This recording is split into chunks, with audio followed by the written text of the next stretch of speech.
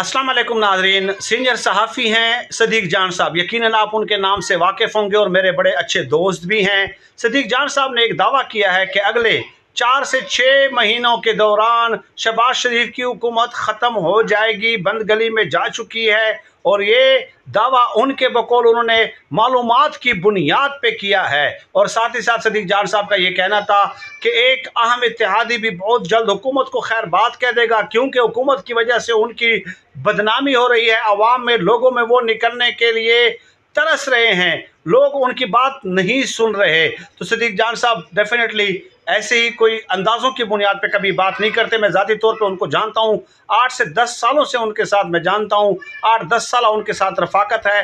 तो इमरान खान साहब जो है अब सियासत का मरकज़ व महवर हैं। इमरान खान साहब इस वक्त पाकिस्तान की सबसे ताकतवर तरीन शख्सियत हैं।